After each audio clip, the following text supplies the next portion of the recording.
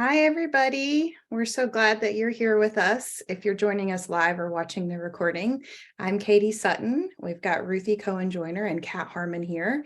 And Kat, we wanted to talk a little bit about the question that you posed to your community today. Can you share that with us? Yes, thank you, Katie, for hosting this today. I'm super excited to be here. So I went to an event down here in Florida, and their community proposed a question yesterday that was, what is love to you? And I got to hear the most beautiful, expansive answers. And I wanted to propose it to our community to see what would show up and share that so we can continue to expand how we see and experience love in the world. And for myself, love is ultimately connection to self first, and then connection to all. So that is how it shows up in my reality. Ruthie, how about you? Absolutely. Yeah, I totally agree. So I have a saying, self-love is your personal miracle. And I really think that it's an ongoing thing. It's not like a one and done and you've got it. But the more you learn to love and accept yourself in all aspects or parts of yourself, the more that you can really even approve of yourself. When you feel that good about yourself, you're able to serve in the world the way you're meant to serve. You're meant to share your gifts, what I call, or what I've learned to call, your original medicine, your gifts, talents, abilities that you were meant to bring to the world. And when you feel good about yourself, when you love yourself, you're able to share it. So you're not stuck in that, I'm not good enough, I can't be seen in the world. So the self-love is the beginning of love everywhere. So I just think it's so important that we work on ourselves so that we can be a part of the whole, to raise the vibration of the whole planet, to make love really a way of being for us all. I think that's beautiful. And I was thinking about this question earlier, and I always think in terms of frequency. And so I think of love as the ultimate vibration. I think of love as synonymous with source. But when I think about offering love either to myself in the form of self-love or to others, it's hard to describe it without using another word. So I think of it as acceptance and non-judgment and grace and compassion. And I also want to say that sometimes self-love looks like stepping away from something, and love looks like stepping away from something if we can't be in that graceful and compassionate place.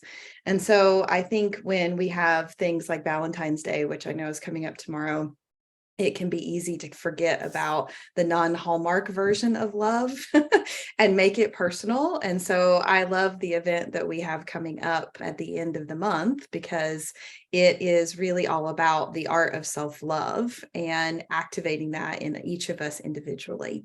So I think that's a perfect segue for us to talk about what we have coming up. So on Saturday, February 25th at the Big Love Yoga Barn from 1 to 4:30 p.m., we have the Art of Self-Love mini retreat. And we have 3 amazing presenters all here talking to you right now that are going to be bringing different flavors of self-love.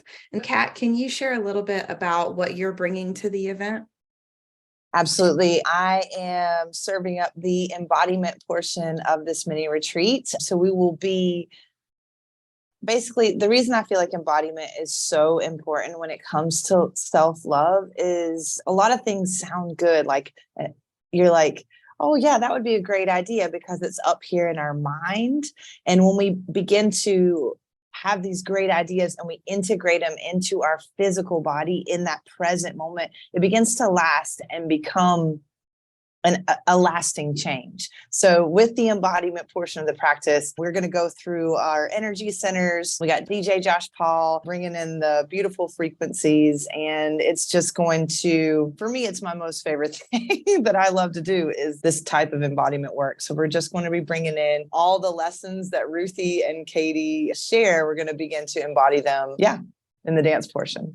Yeah, and Kat's actually going to close out our day. Just want to mention that we're going to end with the embodiment piece. And Ruthi, can you talk a little bit about what you're going to be bringing to the workshop? Yeah, so, I had this idea a couple months ago. Actually, I'm going to back up and just say that, Katie, part of it was what you brought through in your energy update in January, where you talked about learning to love and accept the shadow parts and the magical parts. And I don't remember if that was your exact wording, but that's how it landed.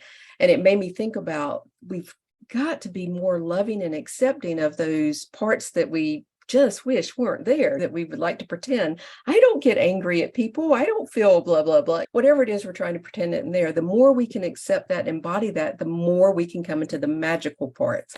So I'm going to be doing EFT.